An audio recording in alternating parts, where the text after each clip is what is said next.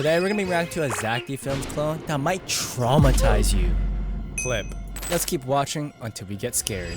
The man would beat his wife. Okay. Already in, not even a second in, by the way, and we already have abuse. With his bare hands. And he did this for years. But one day, the wife had enough. Let's go. She grabbed her cell phone and locked herself in the room, calling the police. As the man banged on the door, police showed up and tackled him to the... That's what I'm talking about, but hey, W police in the chat, y'all. Hey, people who abuse people of lower status or that just aren't stronger than them do not deserve to be on Earth. I don't care what you do. Like, that's the most stupidest thing ever. Ground. He was later sent to prison, but things only got worse. No, what you mean? He started to grow an obsession with his former wife. Yo, men are crazy nowadays, bro. Like, you cannot be trusting. Yo. Would carve soap bars that looked like her and even drew her face on the walls. Hey, I hear girls want an obsessed man. Do y'all want this? Does this change your mind of having an obsessed man, y'all? Once he was released, he channeled his... Oh, no. I can already tell. Unfortunately, by the way, these stories are true, which is really tragic. But I'm gonna predict that this guy is gonna kill the wife. Obsession into a meticulous plan to win her back. He underwent 47 facial surgeries, adopted a completely different style, and even changed his name. The lengths this guy does just to... Okay, let's get until the man who emerged was unrecognizable. Months later, he succeeded in matching with her on a dating app. And when they met up, she had no idea it was her ex-husband. No way. And this is the shocking stories of James Mack, by the way. Yeah, this is gonna be a unsettling challenge watching all this guy's videos, bro. The Plip Stories videos. In 2013, soccer fans decapitated a referee to prove a message. No, there's no way that... No, see. So I know this guy makes true stories, but I'm gonna fact check this at the end of the video because soccer fans decapitated a referee. Hello, how are you? Like, what are we... You see, when the referee gave a player a red card, the player got really upset and threw a punch. This made the referee grab a knife from his pocket and repeatedly stabbed the man. Okay, this gotta be like 50 years ago. The player was rushed to the hospital but died from his injuries on the way. When fans found out about his death on social media, chaos broke out. They invaded the field and beat him up to death before ripping his limbs from his body with just their strength. Then they put his head on a stick in the middle of the field. There's no way. So this is a true story of Italia de Silvia. I don't believe this. There's no way. I don't believe this, bruh. Oh my gosh, bro. This is real. Otávio Hortado da Silva Cantanhede was a 20-year-old Brazilian amateur football referee who was stoned, lynched, beheaded, and quartered by football spectators after he stepped on 30 June 2013. It was only 13 years ago. No way. And by the way, we're gonna have to keep watching these stories until we get fully scared because what the... This man never got up from his computer and it took 9 hours for anyone to realize why. In 2012, a 23-year-old man walked into an internet cafe in Taiwan at 10 p.m., paid for 8 hours of computer time, sat down at a corner seat next to the wall, and started playing League of Legends. He was a regular at this cafe, and after his first 8-hour session ended, he did what he always did, which was sleep in his chair for a few hours, wake up, buy another session, and keep playing. Damn, bro, just living in the PC cafe, bro. Hey, that might be the strat, y'all. By noon, he had been at the cafe for over 14 hours, and even though a waitress noticed he looked exhausted and was coughing, that was normal because everyone in these cafes looked like that. By 1 p.m., she noticed he was slumped slightly to the left in his chair, but she assumed he was just falling asleep between matches like people always did. By 3 p.m., his head had drooped forward and his hands were stretched out toward the keyboard. But again, she figured he was just resting. By 9 p.m., his time was finally up, so the waitress walked over to let him know he needed to pay for more time or leave. She said his name, but he didn't respond. She said it again, and he still didn't move. So she reached out and touched his shoulder, and that's when she felt his body was ice cold and completely stiff. He had been dead since noon, sitting frozen with his hands still reaching for the keyboard for 9 hours, and none of the 30 people around him had noticed because they all assumed he was just gaming like everyone else. Oh my gosh. Oh my gosh. No way, bro. Wow, that's actually so tragic. Just how? Wait, I need answers. But how did he die? Why did he die? Bro died doing what he loved, bro. He got reincarnated to League of Legends. Okay. Alright. This baby is slowly dying, and her parents are about to find out why. Dude, this guy just loves instantly hooking us with some traumatizing shock title. Where he comes up with a hook saying, there's this girl that was severely tortured, but somehow survived. Like something like that. They were dizzy, nauseous, throwing up, getting headaches baby? worse than migraines, and struggling to breathe. The baby's eyes would fill up with tears, Oh my even when she gosh. wasn't crying. She stopped eating, and eventually her hair started falling out in clumps. Yo. And no matter what they did, they couldn't figure out what was causing it. It all started when they got home, and noticed this harsh chemical odor that just hung in the air near the front door. I'm gonna predict. This is why you need to have detectors. Okay, never mind. He said they said chemicals. Maybe like a carbon monoxide detector, y'all. Don't skip on that, y'all. At first, they thought maybe the air conditioner was broken, so they called someone to come look at it. The guy checked everything, said there was nothing wrong. But what, doesn't this guy know that there's a chemical air? But even he complained about the smell there we while go. he was there. Then they thought maybe it was the water heater, so they called a plumber. Yo. The plumber came out, checked everything, said it was fine, but he started feeling lightheaded while he Oh, was snap. inside. They replaced the water heater anyway, just to be safe. They got the air ducts cleaned. They tried everything they So could think what? of, but the smell kept coming back. And What?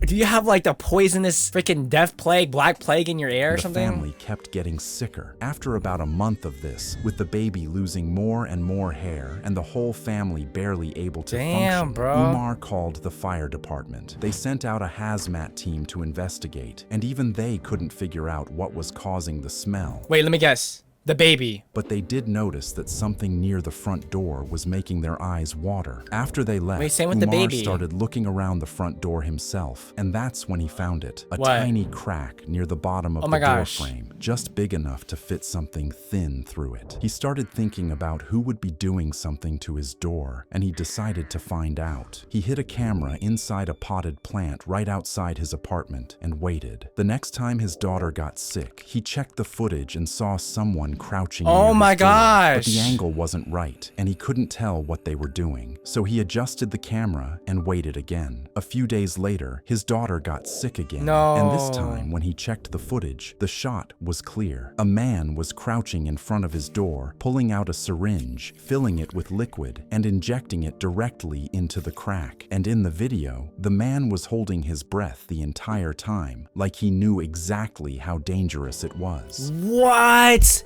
Wait, what is he injecting? Because, I mean, y'all have chemicals, bleach, you know, all that stuff. You shouldn't smell that, but a syringe? What is bro putting in there? Umar called the police immediately, and when they identified who it was, he couldn't believe it. It Is it was his Kanemo? downstairs neighbor. He was a chemistry student who had been using his university lab to make poison and load it into syringes, and he had been injecting it into their apartment for over a month, slowly killing them. He got arrested, but was deported back to China before he ever went to trial. And the reason he did all of this, he thought they were being too loud. This That being too loud. Man, you just never know who you're messing with, bro. Bro was a chemist, made literal poison, and so he can kill his upstairs neighbor. Are you freaking and bro got away because he was deported. Man, this low-key is kind of crazy, man. Like, I don't know what else to describe, but like, what the frick?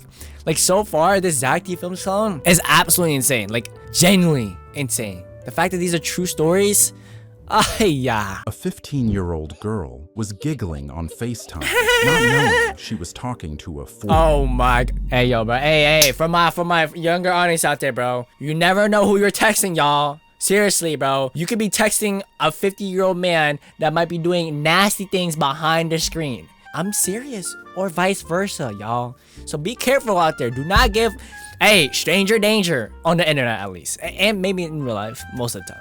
You never know, but yeah. 40-year-old man. She recently started dating this guy she met online. Whoa! Jadeon, bro. 15 and 40?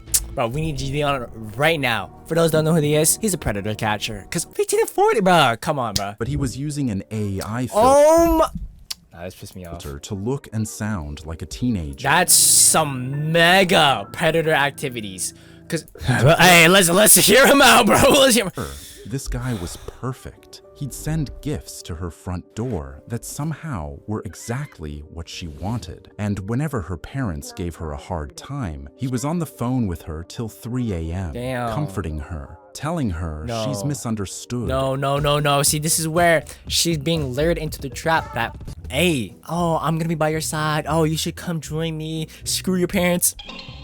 Hey, sometimes your parents are right. You guys gotta think of the bigger picture. They just want to protect you. And she's falling for the trap right now. Let's see what happens. And mature for her age. Oh, Over time, she got close with him, and they planned to meet up. Oh, in no. This way. I predict she's gonna die.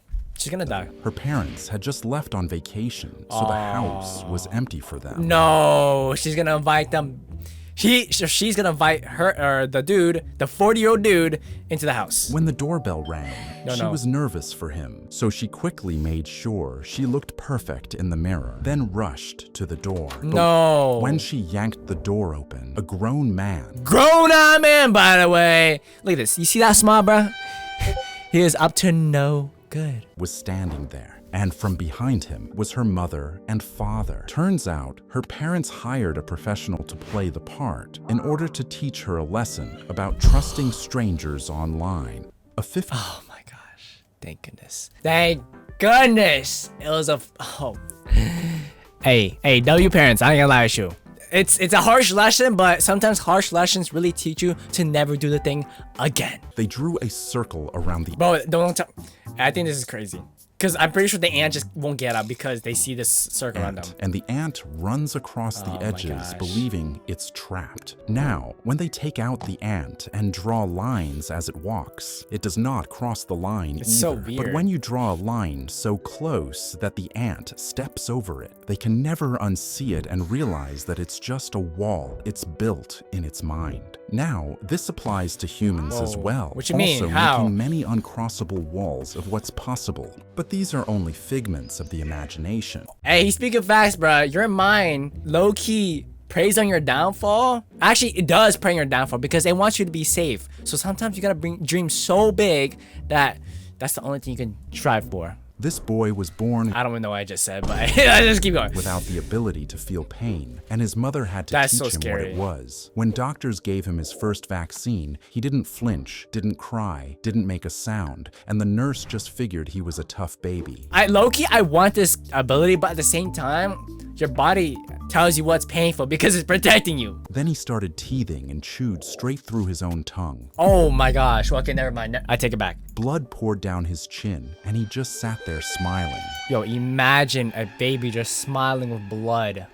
Or just smiling at blood with you. Oh, hell no. And when they rushed him to the hospital, the doctors told his mother her son would never feel pain for as long as he lived. As soon as he learned to walk, he started smashing face first. Oh my gosh. Yo. What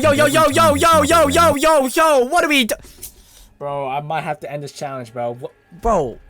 But it's true story, by the way. So imagine just the fear, not the fear, the tragedy and the sadness and pain the mom is experiencing right now. He was already up laughing. She child-proofed the entire house, and he walked right past all of it. No. Stove burner and just stood there until she smelled it. So she started watching him every second of the day, but he found a broken piece of glass. No, please don't die. And started banging on her door with it, each hit slicing deeper into his hand, and he just kept knocking. She tried the only thing she had left and taught him to say, ow. His dad stepped on his foot by accident, and the kid started giggling. The family cat brushed against his leg, and he screamed, "Owie, owie, owie." He learned the word. He just never learned what it meant. This glass thing going through your hand? Bro, the animation does not do it justice, y'all. The words really... It's not visually represented into this video, bro. Oh my gosh. You know what? Maybe we could watch a couple more until we're truly traumatized, but I don't know if we can keep this up. This man stepped off a plane, not realizing the airport would become his home for the next 18 years. In 1988, an Iranian man landed at Charles de Gaulle Airport in Paris. All he had to do was catch one more flight to England, and he'd meet his mother for the first time. Okay. But when he walked up to the gate and reached for his refugee papers, they were gone. Whoa. Someone had stolen them at a train station before he even made it to the airport. Oh my gosh, wait, bro's cooked. Oh, I feel so bad, bro. It's like imagine losing your passport when you're traveling internationally. That's one of my worst fears to have. And without them, they wouldn't let him board. He tried to explain, but it didn't matter. So he turned around and headed for the exit instead. But border control stopped him there too. No passport, no visa, no proof he existed. He couldn't get on a plane, and he couldn't leave the building. So he sat down on a bench in Terminal 1 and figured he'd wait until someone sorted it out. But no one ever did. Days passed, then weeks, then months. And after a while, he started to smell so bad he had to wash himself in the airport bathrooms. He couldn't afford food, so he ate whatever strangers felt bad enough to buy him, usually McDonald's. He'd sleep on a red bench surrounded by his luggage, and every single day, thousands of but like, wouldn't you want to like go to the police or something? Like, I'm pretty sure you guys, but they don't know he is at the same time. Oh my gosh, yo, this is horrific, y'all. Like, actually terrifying.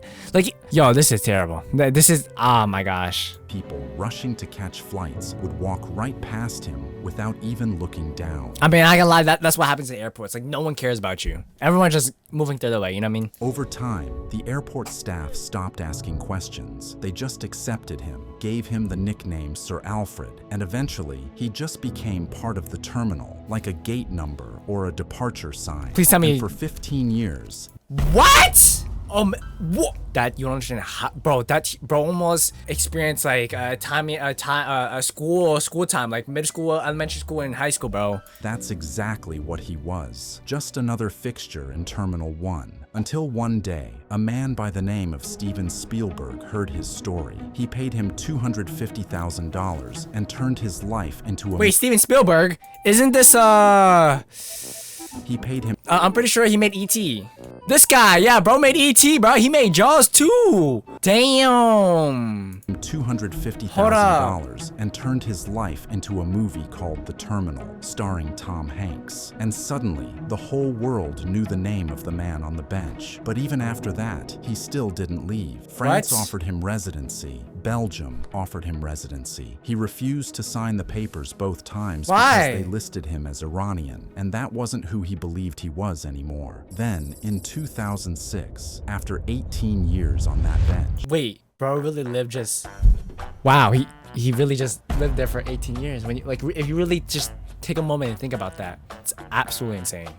He got so sick that they had to carry him out of the airport on a stretcher. It was the first time he'd been outside in nearly 2 decades. But as Bro hasn't gone outside in 2 decades, bro. That's what Discord mods and Redditors be doing. soon as he felt better, he did something no one ever could have expected. He walked right back into Charles de Gaulle. Why? Sat down in Terminal 2F. And on November 12th, he had a heart attack and died. Right there, in the only place that had ever felt like home. His name was Mehran Karimi Nasseri. Holy snap, this is insane, bro. Absolutely insane. Wow, and This you know what? Let's just end it off with there because look at this. See, you see this, the story of George. man committed a violent crime. Yeah, I'm not trying to learn. I'm not trying to get any more traumatized. And there you guys have it, bro. Clip stories. I'm not gonna lie. He's actually goated. So y'all should go subscribe to him. True stories and Zack Films animation. You can't beat that. If you guys want to see more content like this video here.